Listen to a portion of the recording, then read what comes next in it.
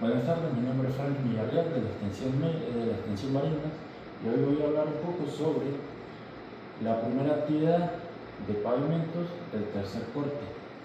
Hablaremos un poco sobre viaductos, puentes, sus tipos, sus materiales y el pavimento rígido y algunos ejemplos. Viaductos y puentes, similitudes, diferencias y aplicaciones. Aunque a menudo se utilizan distintivamente, los viaductos y los puentes tienen características distintas y propósitos específicos. Los puentes se utilizan para atravesar lagos o ríos o cualquier masa de agua con gran envergadura. Y los viaductos se utilizan principalmente en ciudades. También se utilizan para atravesar valles o hundimientos.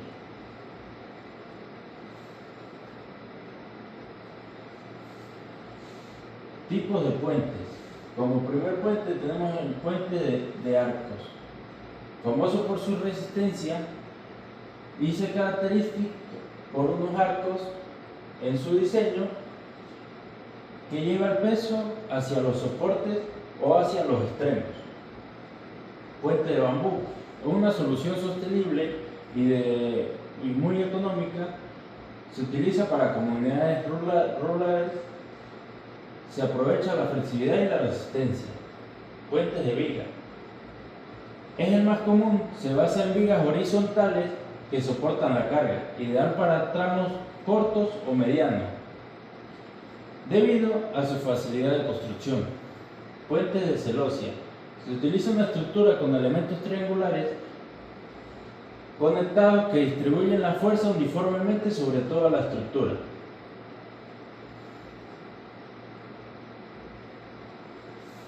Materiales de construcción de puentes, una evolución constante. Materiales tradicionales y materiales modernos. Con los materiales tradicionales tenemos piedra, la cual tiene una durabilidad y una resistencia muy grande. Madera, material ligero y renovable fácilmente. Ideal para puentes en entornos rurales o temporales. Ladrillo, utilizado en arcos o elementos de decoración en los puentes. Como materiales modernos tenemos acero, alta resistencia a la tracción. Tenemos el hormigón armado, combina la resistencia del hormigón y la capacidad de carga con la resistencia de tracción del acero, versátil y duradero. Materiales compuestos, polímeros de fibra que ofrecen alta resistencia.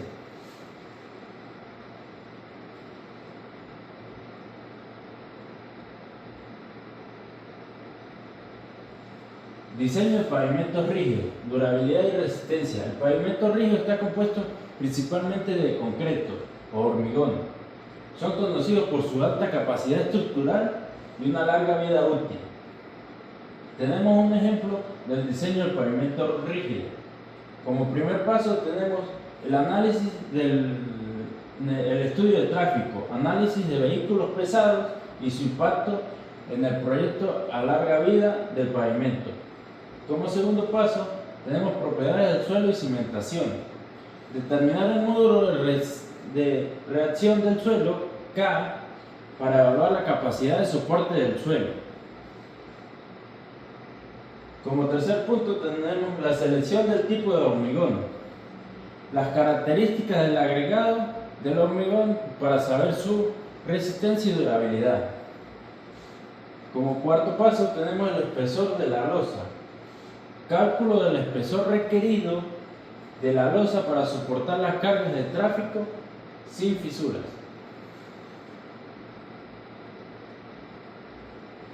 Como quinto paso tenemos el diseño de las juntas. Especificaciones de juntas de contracción y expansión en la construcción controlada para evitar fisuras en el concreto.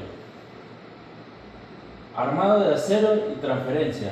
Determinar la necesidad de colocar acero o cabillas en el armado del concreto.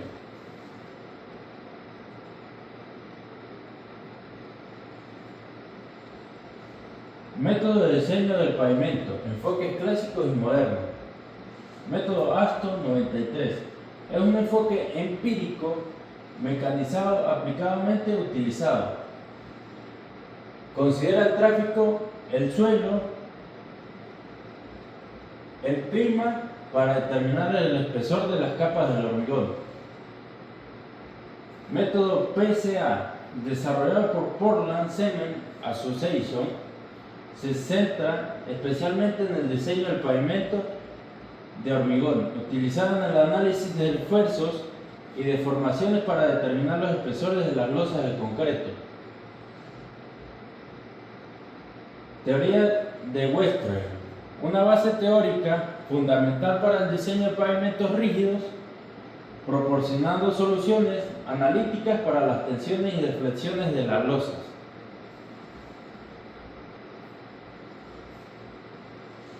Diseño de una vialidad flexible con factores clave para el éxito. El diseño de una vialidad flexible implica condiciones de múltiples factores para garantizar la durabilidad, seguridad y economía.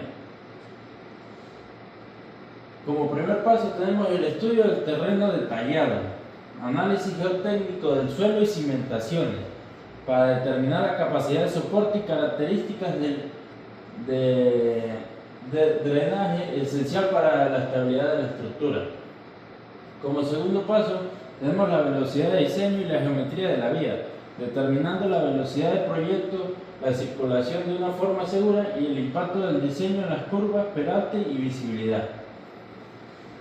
Como tercer punto tenemos la sección transversal óptima.